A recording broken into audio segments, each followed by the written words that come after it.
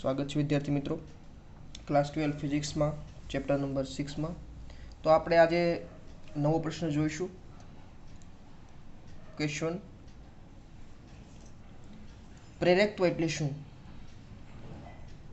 પ્રેરકત્વ એટલે શું? પ્રેરકત્વ એટલે શું? પછી આમાંના જે પ્રશ્ન છે કે એનો પ્રેરકત્વ એટલે શું, તેના પ્રકારો જણાવો, પછી તેનો એકમ જણાવો અને પ્રેરકત્વ કઈ કઈ બાબત ઉપર આધાર રાખે છે એ જણાવવાનું છે। તો શરૂઆતમાં આપણે નાનો અમથો શરૂઆતનો પ્રશ્ન જોઈએ કે પ્રેરકત્વ એટલે શું। ચાલો પ્રેરકત્વ વિશે વાત કરીએ આગળ। તો આપણને ખ્યાલ છે કે બે નજીક નજીક ગૂંચળા રાખેલા હોય, ધારો કે એક્ઝામ્પલ તરીકે એક ગૂંચળું મેં અહીંયા રાખેલું છે, આ ગૂંચળું ધારો કે એક અહીંયા છે, બીજું ગૂંચળું ધારો કે અહીંયા છે। ઓકે, એક્ઝામ્પલ તરીકે આ ધારો કે બે ગૂંચળા રાખેલા છે નજીક નજીક। તો બે ગૂંચળામાં ધારો કે કોઈ પણ એક ગૂંચળામાં વિદ્યુત પ્રવાહ પસાર કરીએ અને ધારો કે કોઈ પણ એક ગૂંચળાને આપણે ગતિ કરાવીએ તો આપણને ખ્યાલ છે કે આ ગૂંચળું C1 કહીએ અને C2 કહીએ। તો એક ગૂંચળામાં છે એ ચુંબકીય ફ્લક્સમાં ફેરફાર થાય। શું થાય? ચુંબકીય ફ્લક્સમાં ફેરફાર થાય। અને ચુંબકીય અહીંયા ફ્લક્સમાં ફેરફાર થાય તો આપણને ખ્યાલ છે વિદ્યુત પ્રવાહ મળે આપણને। શું થાય? ચુંબકીય ફ્લક્સમાં ફેરફાર થવાથી શું મળે આપણને? વિદ્યુત પ્રવાહ મળે। વિદ્યુત પ્રવાહ મળે અને આપણે જોઈએ એટલે ચુંબકીય ફ્લક્સમાં ફેરફાર કરીએ તો આપણને વિદ્યુત પ્રવાહ મળે। તો આપણે કહી શકાય કે ચુંબકીય ફ્લક્સ છે એ કોના સમપ્રમાણમાં છે? તો કે વિદ્યુત પ્રવાહમાં।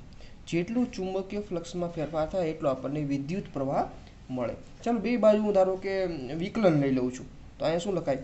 d5b છેદમાં dt પ્રોપોર્શનલ ટુ di ના છેદમાં dt, બંને બાજુ આપણે વિકલન લઈ લીધું છે।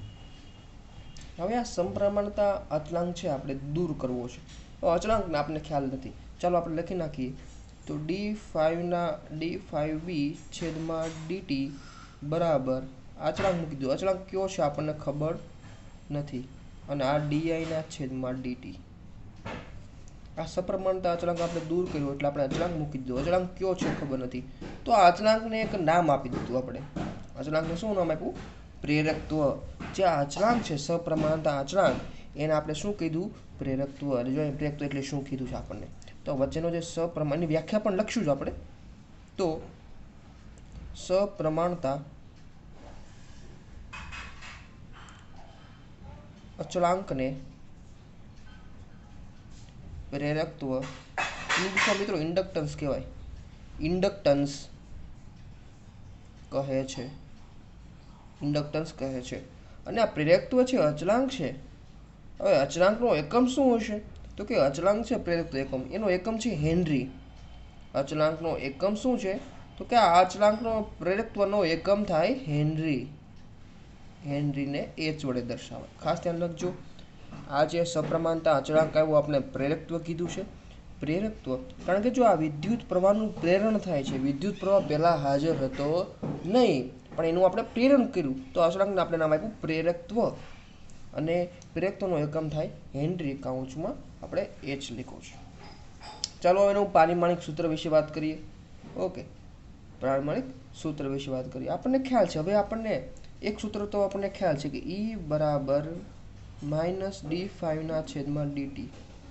ઓકે, આ સૂત્ર આપણને ખ્યાલ છે કે ચુંબકીય ફ્લક્સમાં ફેરફાર કરીએ તો એને આપણે પ્રેરિત EMF કહીએ છીએ, E બરાબર।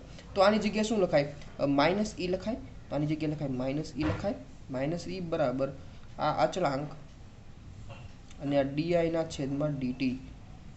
ચાલો આપણે અચળાંક એટલે પ્રેરકત્વનું પારિમાણિક સૂત્ર જોઈએ છે। તો અચળાંકને જ આપણે પ્રેરકત્વ કીધું છે, તો અચળાંકને કરતા બનાવીએ। અચળાંક બરાબર શું થાય? તો કે -e ના છેદમાં di ના છેદમાં dt। આના ઉપરથી આપણે પારિમાણિક સૂત્ર મેળવી લઈએ। ચાલો તો આનું પારિમાણિક સૂત્ર મિત્રો E એટલે વોલ્ટેજ, વોલ્ટેજનું મૂકી દેવાનું, અહીંયા વિદ્યુત પ્રવાહનું, અહીંયા સમયનું મૂકી દેવાનું। તો આપણને પારિમાણિક સૂત્ર લગભગ મળે m L2 t-2 અને a A minus one, sorry A minus two જ આવશે. ચાલો આવું પાર્ટીમેનિક સૂત્ર આપણને મળી ગયું છે. ઓકે, બીજી રીતે આનો એકમ મેળવવો હોય મિત્રો, એકમ પણ આના મળી જાય. ઓકે, આનો એકમ પણ અચળાંક મેળવવાનો એકમ પણ મેળવવો છે તો અલગ અલગ રીતે એકમ પણ મળે. જોઈએ આપણે એકમ. તો આનો એક એકમ થાય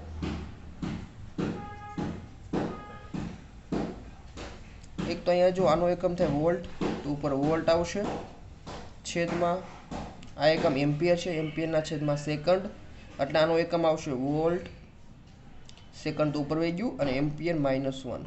આવો પણ એક એનો એકમ થાય. બીજી રીતે જોવું હોય તો જો અહીંયા વોલ્ટ છે, ઓકે, વોલ્ટના છેદમાં એમ્પિયર, વોલ્ટના છેદમાં એમ્પિયર એટલે એનો એકમ થાય ઓહમ, અવરોધ. વોલ્ટના છેદમાં એમ્પિયર એટલે શું થઈ જાય?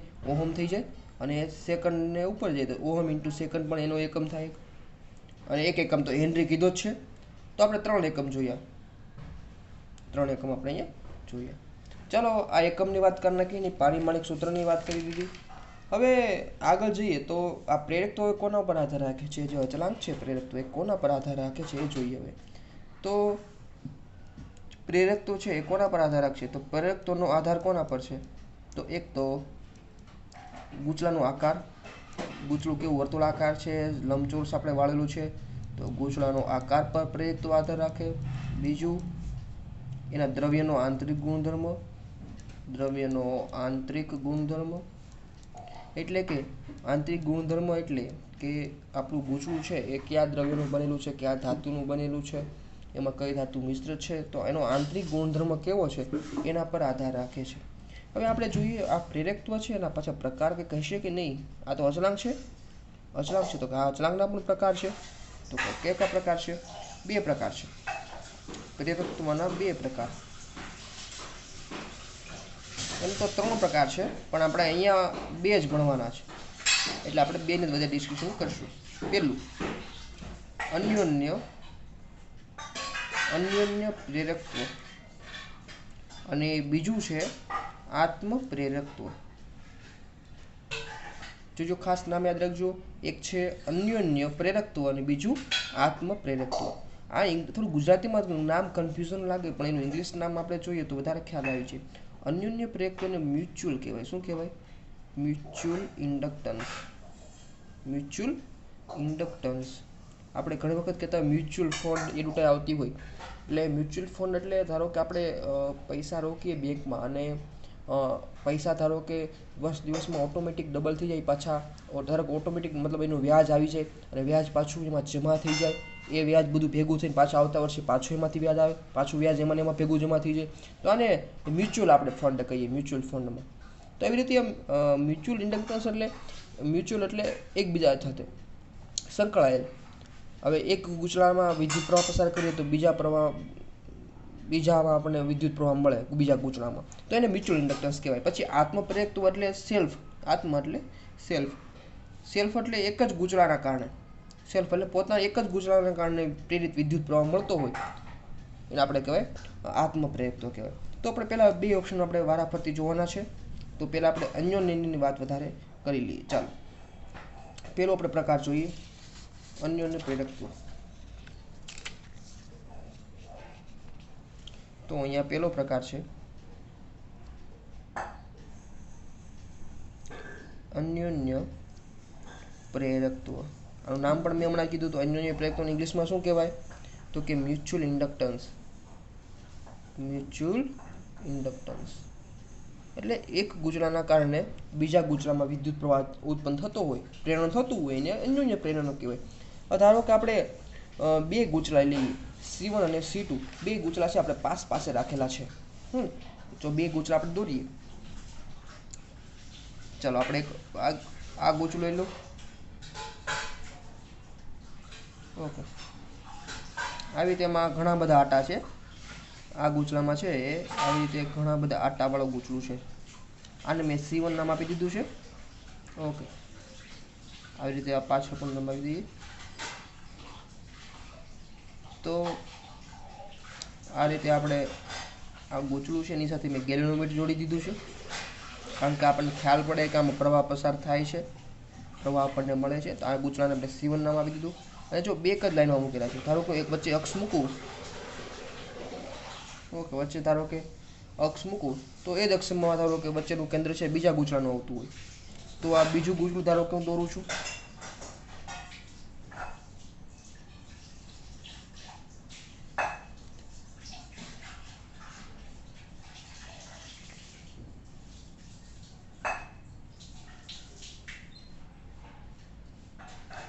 આવું આપણે આ બીજું ગૂંચળું છે,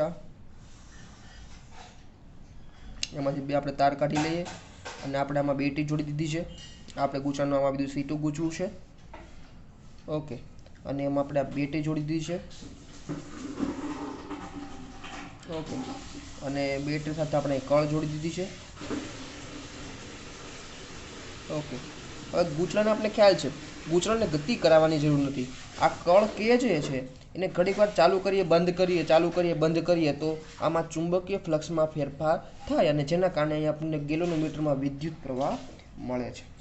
ઓકે, હવે આનું વર્ણન છે હું લખતો નથી, આમાં વર્ણનમાં લખી નાખવાનું કે બે ગૂંચળા C1 અને C2 છે એ પાસે રાખેલા છે. C1 ગૂંચળા સાથે ગેલોનોમીટર જોડેલું છે. C2 ગૂંચળા સાથે આપણે એક બેટરી અને કળ જોડેલી છે.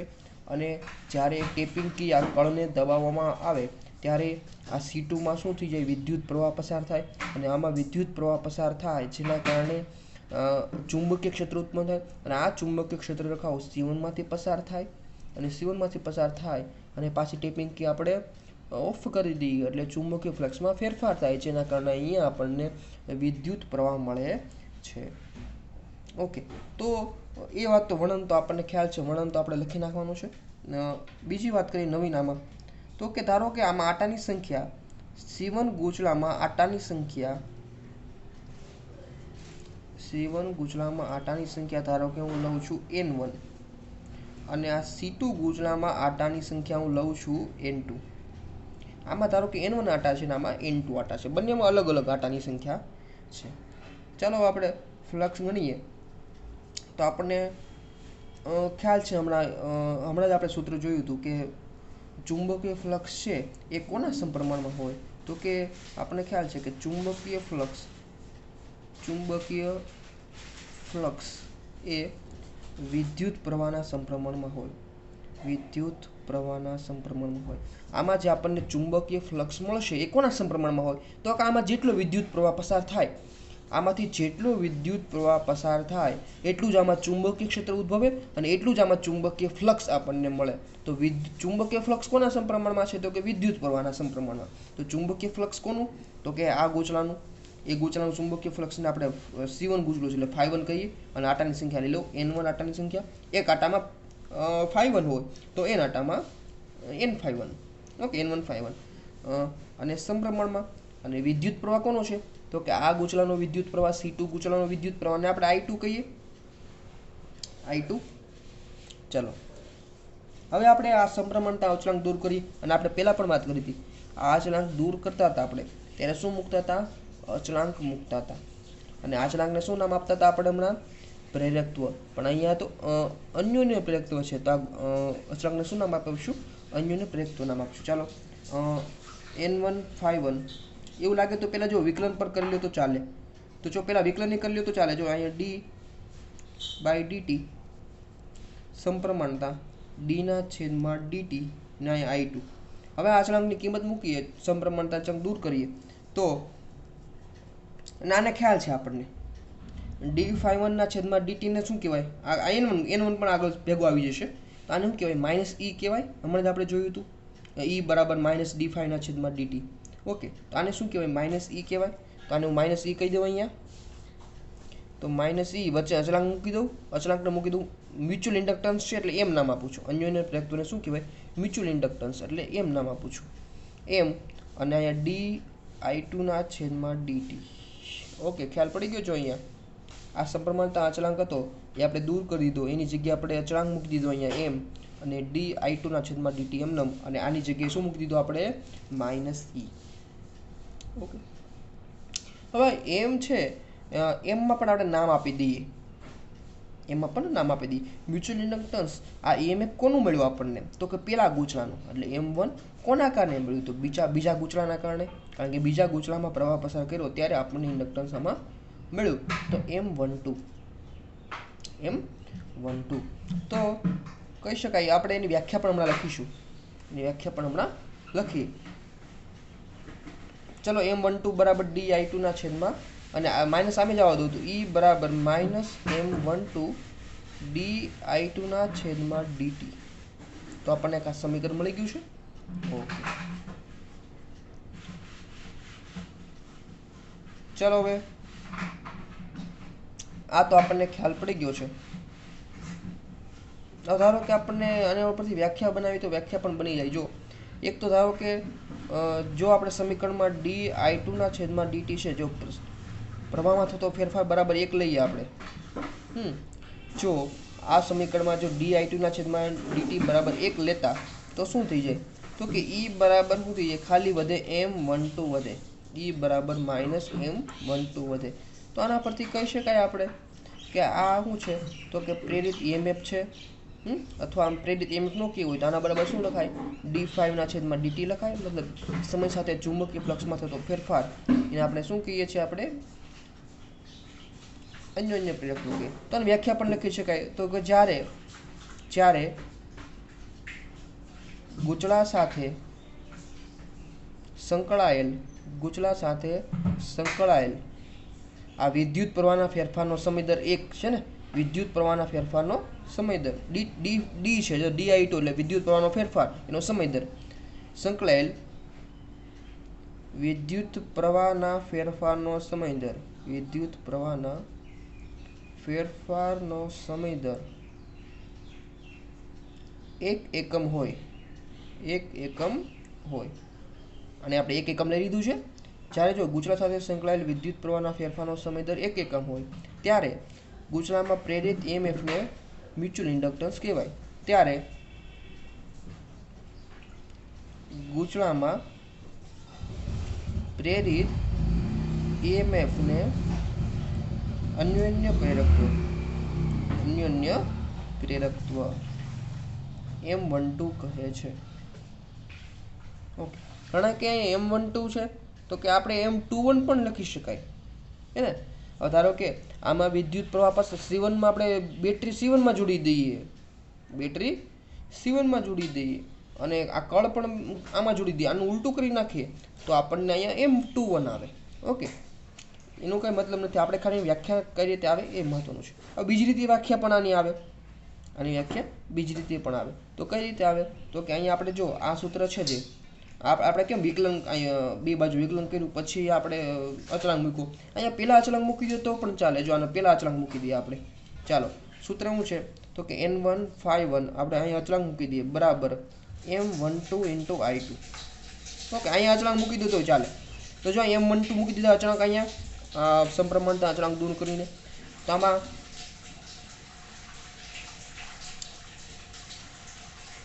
આ સૂત્ર મળી ગયું આપણને. ચાલો, આમાં M12 ને કરતા બનાવો તો શું થાય? M12 બરાબર N1 ના છેદમાં I2. તો આ સૂત્ર આપણે યાદ રાખવાનું, ખાલી યાદ રાખવાનું આ સૂત્ર કે અન્યોન્ય ગમે ખાલી પ્રેરકત્વ એટલે શું? તો કે ફ્લક્સના છેદમાં વિદ્યુત પ્રવાહ એટલે પ્રેરકત્વ. ખાસ ધ્યાન રાખવાનું, પ્રેરકત્વ એટલે ફ્લક્સના છેદમાં વિદ્યુત પ્રવાહ એટલે પ્રેરકત્વ. અહીંયા જો M12 છે, એક ટ્રીક શીખવાડું છું. M12 છે એટલે શું આવ્યું?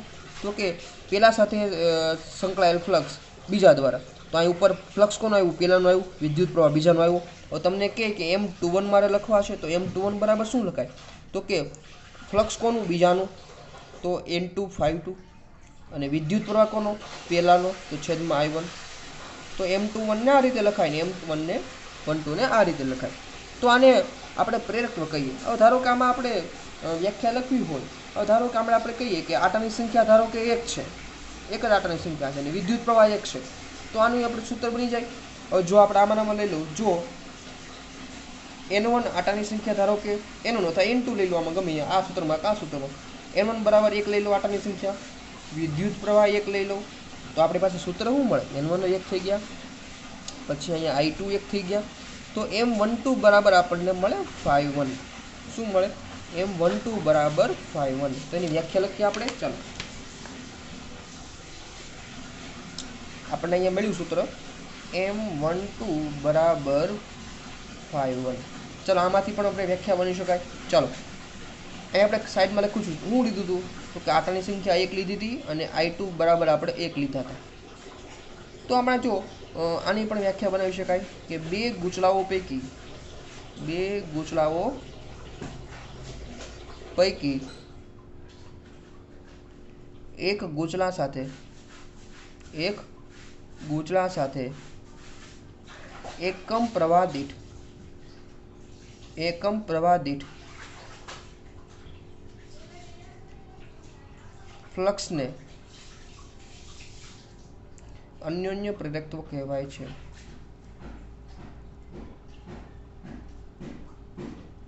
તો આ પણ અન્યોન્ય પ્રેરકત્વની બીજી વ્યાખ્યા થઈ ગઈ.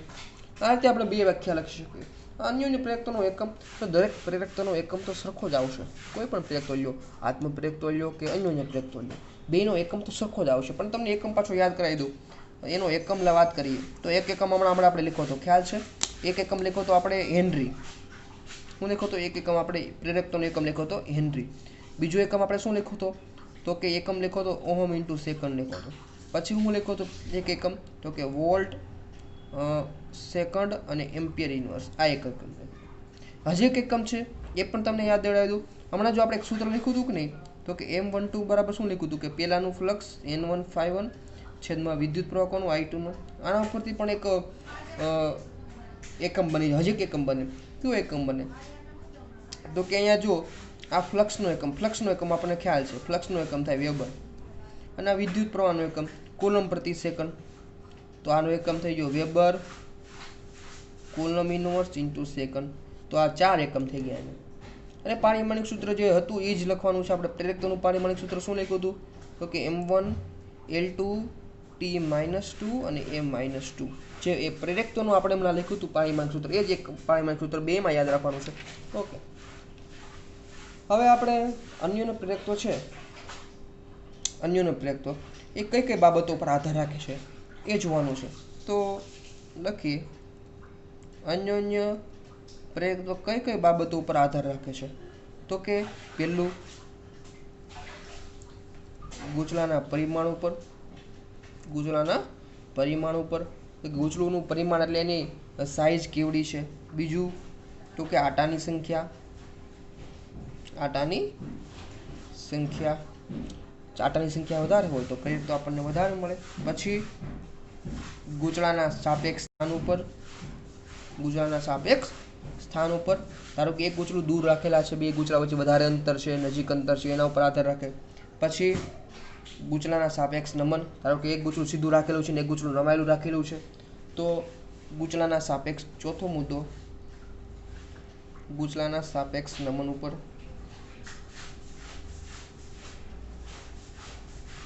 અને પાંચમો મુદ્દો, છેલ્લો મુદ્દો, માધ્યમનો